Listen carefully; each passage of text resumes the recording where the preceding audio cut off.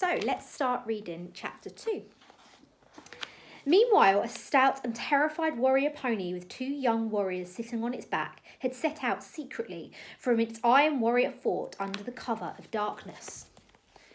Warriors were not supposed to leave the fort after nightfall, for the warriors were petrified of magic that was out in the forest. Iron Warrior Fort was the largest hill fort you could possibly imagine, with 13 watchtowers and encircled by 7 great ditches cut into the hill. How scared these warriors must be of everything that is magic.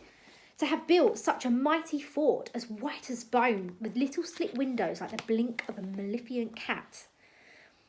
But nonetheless, this particular warrior pony had managed to sneak out without the nervous sentries that clanked their way along the fort walls spotting it.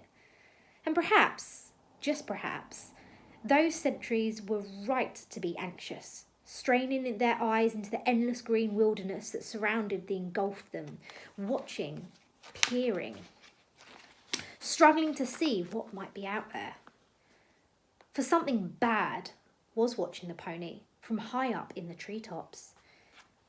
It's too early to tell what this something was. Many bad things lived in the Bad Woods. It could have been a cat monster. It could have been a werewolf. It could have been a rogue. Rogers are a bit like ogres, but they're a lot more scary. Time will tell what it is. But it wasn't surprising that the pony had caught something's attention. For the pony was cantering far too noisily through the undergrowth and bumping along on its back with skinny little warrior princesses and her assistant bodyguard, Bodkin. And they were wearing red cloaks over their armour, which made them shine out like stars in the dark green forest. Short of wearing a big archery target on top of their heads or a sign that said, "Eat me, oh hungry monsters of the Bad Woods," nothing really could have made them stand out any more. The princess had a long, very long and regal name, but everyone just called her Wish. Warrior princesses, of course, ought to be impressively tall and absolutely terrifying, like Wish's mother, Queen Syncrox. But Wish was neither scary nor large. She had a curious little face that was rather too interested in the world around her, and her hair stuck out too wispily as if she had accidentally hit some unnoticed bit of static electricity. A black patch covered her left eye. She seemed to be searching for something with the other. "We're not supposed to come out here on our own in the day, let alone at night time," said Bodkin, the assistant bodyguard, looking nervously over his shoulder. Bodkin wasn't a regular bodyguard of this wild little princess.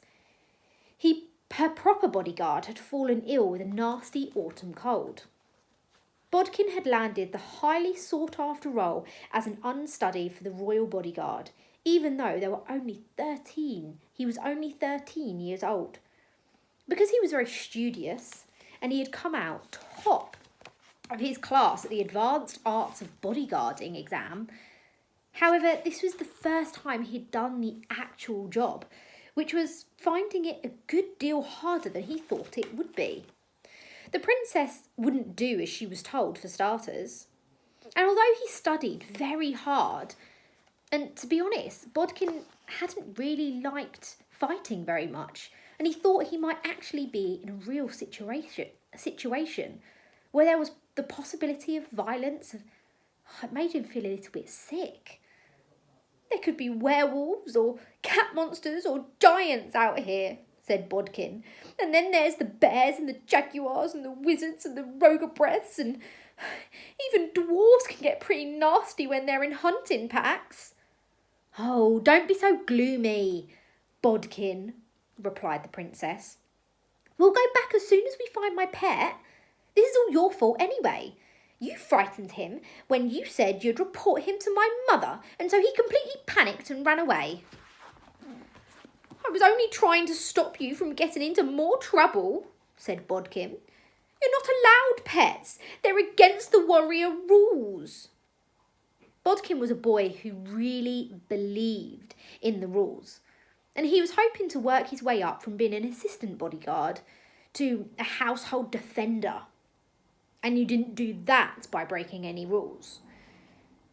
And you're most particularly not allowed this kind of pet. He must be terrified, worried Wish. We couldn't possibly leave him just running away all on his own through the terrors of the bad woods, all alone, scared. He might be chased by raving fangmouths or something. Aha! She said with triumph and relief. There he is. She hauled the pony's reins to bring him to a halt and picked up something that was scurrying through the undergrowth. Thank goodness.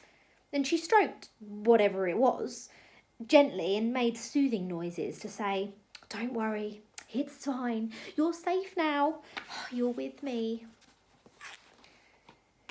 The sort of noises might calm a petrified dog or cat or rabbit that'd been running scared all through the bad woods after a setting of an autumn sun.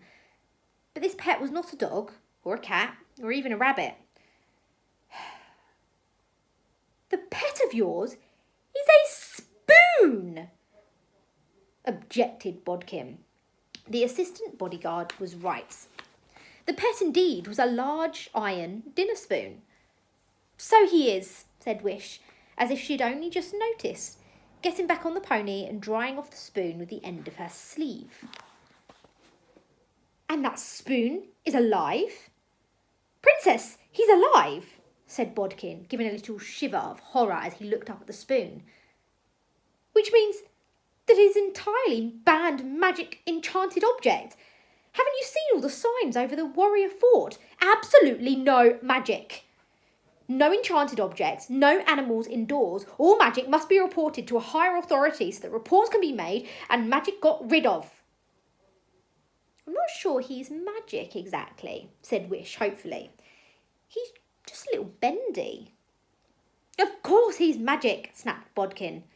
"Ordinary spoons do not jump up and down when you stroke them, and ordinary spoons don't lie quietly and feed you your dinner and... look at this! He's bowing to me." "So he is," said Wish proudly. "Isn't that clever?" Bodkin breathed very heavily indeed. "This is not clever. This is breaking so many rules, and it's so difficult to know where to begin. Where did you find this spoon?" "He just turned up in my room one day, like a little wild mouse or something. So I fed him some milk and he's been hanging out with me ever since. Which is nice, because before he came, I was actually a bit lonely. Haven't you ever been lonely, Bodkin?" "Well, I have actually," admitted Bodkin. "Ever since I did so well in the exams, I got appointed your personal assistant bodyguard, and all the other assistant bodyguards said I had got above myself, and now they're not talking to me, and..."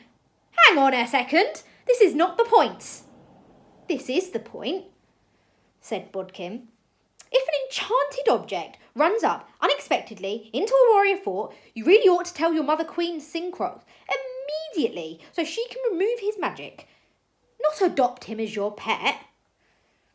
As the mention of Queen Synchronox's name, the spoon swayed from side to side as if terror-stricken and hopped into Wish's waistcoat, hiding behind her body armour, so that only the bowl that was in his face was staring out, lit up with strange glowing magic lights. "Look, you've scared him," Wish replied. "The thing is, I don't think he wants his magic removed." It's completely painless process," said Bodkin. "But he doesn't want to," said Wish.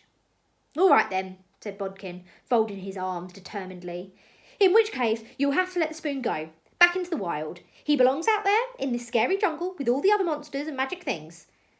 These are his people. I'm putting my foot down, Princess. You absolutely cannot take him back into the Iron Fort with you. You cannot keep this spoon as your pet.